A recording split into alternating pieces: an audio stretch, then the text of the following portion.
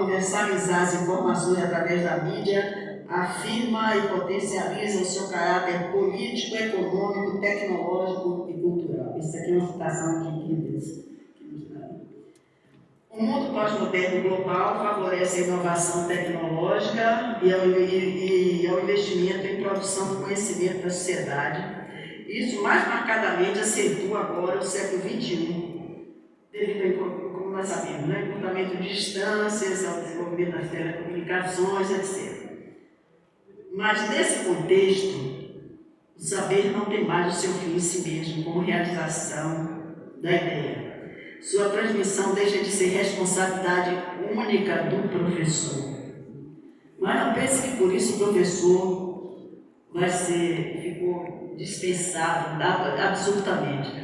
O professor agora tem uma responsabilidade maior, que é a de consultor, a de orientador de endereços e principalmente a de ensinar a perguntar. Quem não sabe perguntar, a máquina não responde, não é verdade? Ou então responde errado. Experimente entrar aí no GPT da vida e fazer uma pergunta mal feita para ver se ele não vai responder errado. Outro dia eu fiz isso, sabia? Eu fiz uma pergunta de coisa que eu dominava naturalmente, mas fiz mal feita a pergunta, ele respondeu qualquer coisa, eu disse, que absurdo, está errado. Aí, engraçado que eles respondem, né? Não, como é que é e tal, como é que é o certo e tal. Aí foi até uma coisa sobre Camões, que é um poeta que eu gosto muito. Mas então nós temos que ter muito cuidado, porque daí é uma ferramenta preciosa, mas a gente tem que saber usar. E o papel do professor é ensinar agora, antes de tudo, o aluno a saber perguntar. Claro que para saber perguntar tem que refletir, tem que discutir essas coisas, mas acho que nós não vamos. A pergunta, eu só quero enfatizar o valor da pergunta. Então, nesse momento, a excelência do investimento em ciência e tecnologia adquire um papel geopolítico fundamental, não é? Que amortece os efeitos negativos da globalização. Dessa forma, o pensamento é que melhor desempenho do ensino superior determina o melhor desempenho do sistema social. É nesse amanhã que se coloca a UESP, inserindo-se nas exigências do século XXI. Aquele filme que vocês assistiram antes mostra tanto disso, né? O objetivo das ações culturais na universidade, então, prioritariamente, penso eu, passam pela reflexão teórico-crítica e pela intervenção social. Então, o papel da universidade com a produção e divulgação da cultura passa por programas prioritários, naturalmente. Na produção, claro que tem que haver capacitação docente, a condição do professor em termos de tempo integral, captação de recursos nas agências de fomento, formação de grupos de pesquisa multidisciplinares, um olhar pro-regional, sem perder de vista o universal, um programa arrojado de iniciação científica, que é o nosso futuro, não é? Fundamental para a formação do jovem pesquisador. E para isso a universidade precisa de recursos ligados à pesquisa e extensão e ser contemplado com políticas públicas, né? O segundo entendo, o papel da universidade na divulgação também implica em firmar convênios, celebrar protocolos, isso tudo o professor já citou na fala dele, eu não vou ficar repetindo, porque é importante e eu fiquei feliz porque vejo que... Quer dizer, fiquei feliz, mas eu já tinha felicidade antes, porque eu já conhecia o pensamento dele, de buscar essas coisas todas, né? Então, a divulgação se robustece com a possibilidade de publicação de resultados de produção, né? Bem, somente para ilustrar, eu trouxe para vocês, e não vou demorar muito, um pouco do resultado desse momento. Claro que vou apresentar na minha área e vou apresentar rapidamente somente 3 exemplos de pesquisa. Antes de tudo, nessa universidade eu fiz pesquisa e trouxe só uns exemplos para mostrar como desde lá adiante a gente tem a preocupação, a universidade cumpre o papel dela de apoio à produção e à divulgação. Por exemplo, esse livro Eu estou tentando. Ah, aquilo ali já está lá no final. Você. Não, deixa cá. Deixa lá. Porque antes de eu tinha mostrado só as capas do livro, mas ainda bem que eu trouxe o livro também, né? Esse livro é uma reunião dos poemas de Valdelice Pinheiro, que foi uma pesquisa que eu fiz no Departamento de Letras, na época da FESP, e que nós recolhemos. Valdelice é uma poetisa, como vocês sabem, e ela não tinha muita preocupação em publicar, e deixou o trabalho dela escrito em guardanapo de papel, à toa e tal, a gente saiu recolhendo, com o pessoal da iniciação científica. E aqui eu tenho, quando publiquei, tive o cuidado de colocar o nome das pessoas, que vou até dizer aqui: estagiário de iniciação científica, Marley Conceição Santana, Maria Guimarães Souza, Marcos Aurélio Souza, Manuel Barreto e Chile Aragão. Foram os estagiários de iniciação científica que trabalharam nesse projeto. Então veja a importância, vocês estudantes, que é você trabalhar no projeto de iniciação científica. Não é pela publicação somente, mas pelo processo de adquirir uma teoria, trabalhar numa metodologia e depois ter resultados, né? Esse trabalho foi um trabalho que nos deu muito prazer, porque ela trabalhava não só com poemas, mas também ela desenhava, e a gente inclusive fez um encarte, que está no livro também, né? E é um trabalho que assim dá muita alegria, porque foi um resgate. Então isso é uma forma de trabalho, o resgate de inéditos. Um outro trabalho, também na pesquisa, também com o estagiário de iniciação científica, foi esse livro, Esteja a Gosto, Viajando pela Costa do Cacau e do Descobrimento, que é um trabalho de preocupação social com a universidade, com o entorno da universidade. O entorno da universidade, como foi dito antes, ela está no coração da Mata Atlântica remanescente, numa maior biodiversidade do planeta, numa região de cultura pujante, inclusive literária. Então, o que é que nós fizemos aqui? Nós saímos fotografando a região na sua beleza de biodiversidade. Aquelas fotos que eu coloquei estão aqui no livro. E casamos a literatura com as imagens. Então aqui tem extratos das pessoas, dos escritores da região, e tem fotografias de momentos e de locais escolhidos. Por acaso eu abri nessa página, não sei se vocês vão ver daí, mas tem uma pessoa pisando cacau. Isso quase não sei nem se existe mais, né? Então é um recurso que está lá atrás, e nós saímos buscando coisas das fazendas, das belezas naturais da região, das cidades do entorno, etc.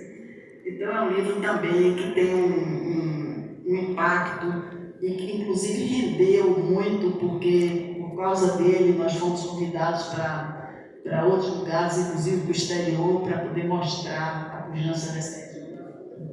Um outro trabalho que, rapidamente, que também tem dado muita alegria, esse já na área da extensão, esse livro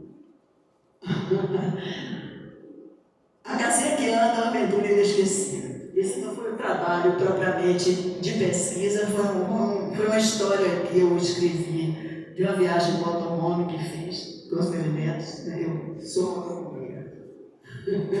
E aí mandei para a Funarte, foi premiado, e eu ofereci à universidade, aí já na universidade, para fazer trabalho de incentivo à leitura nas escolas fundamentais.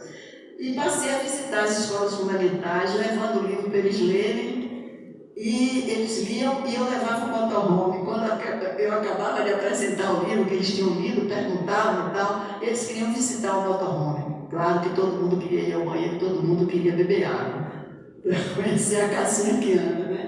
Então é um livro de trabalho na extensão e de incentivo à leitura, e de uma forma da universidade também se inserir na comunidade e interagir com o ensino fundamental. é um outro tipo de trabalho, mas são tantos os trabalhos, eu não vou falar mais, e claro que todas as áreas têm trabalhos, né? Eu quero somente, para finalizar, dizer da importância da universidade para o desenvolvimento regional e que eu quero enfatizar a necessidade de políticas públicas que garantam ensino de qualidade, com a valorização do trabalho docente e a disponibilização à comunidade dos equipamentos que atendam aos projetos culturais e à preservação do nosso patrimônio.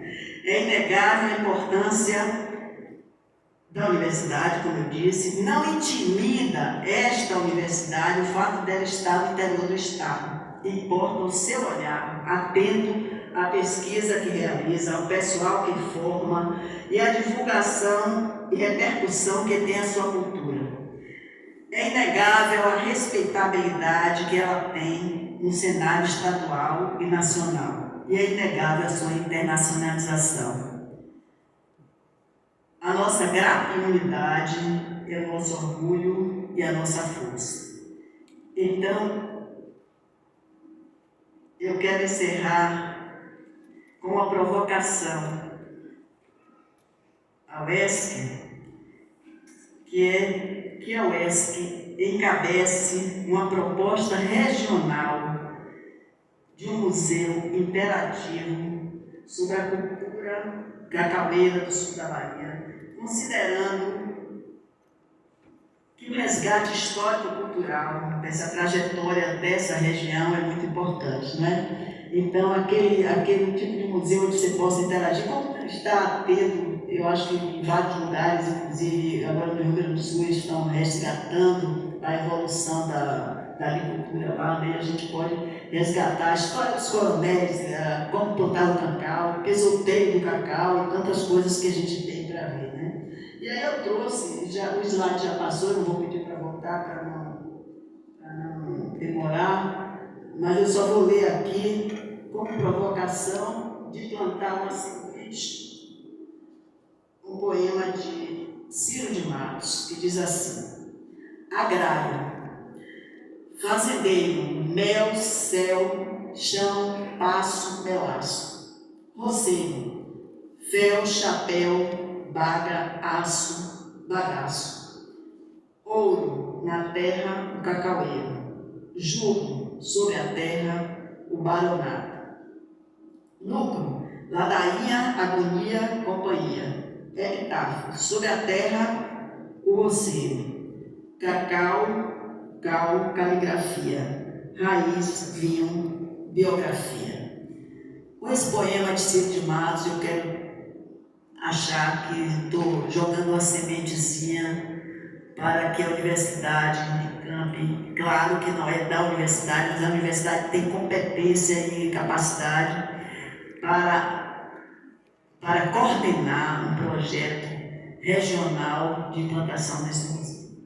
E assim eu finalizo dizendo, eu até vou repetir o que disse se tiver professor de manhã: tudo vale a pena se a alma não é pequena. Mas o nosso compromisso com essa UESC é fazê-la cada dia mais forte. Todos os que falaram disseram isso. Se é papel da universidade promover produção e divulgar cultura, nós, células desta universidade, cada um de nós, com as nossas ações, estudantes, professores e corpo técnico administrativo, contribuímos para fazer a diferença. Cada um de nós tem responsabilidade com essa casa. Não é só o professor Alessandro que tem que trabalhar com o seu provedor e seus assessores. Nós somos, cada um faz um pouquinho, né? Então é por isso que eu estou dizendo aí, para encerrar, com Itamar Vieira Júnior: se o ar não se movimenta, não tem vida. Se a gente não se movimenta, não tem vida. Então vamos ao movimento.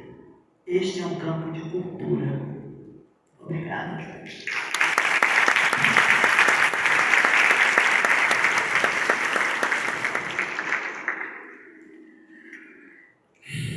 A querida professora Tica Simões, os nossos mais profundos e sinceros agradecimentos. A senhora citou o italiano Italo Calvino dizendo que deveria ser rápida e ter leveza.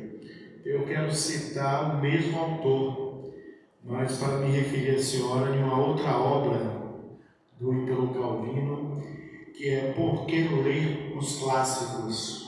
O Calvino diz que um livro clássico é aquele que nunca nos diz tudo que tem a dizer. E que um livro clássico é aquele que toda vez que nós o lemos, enxergamos coisas diferentes.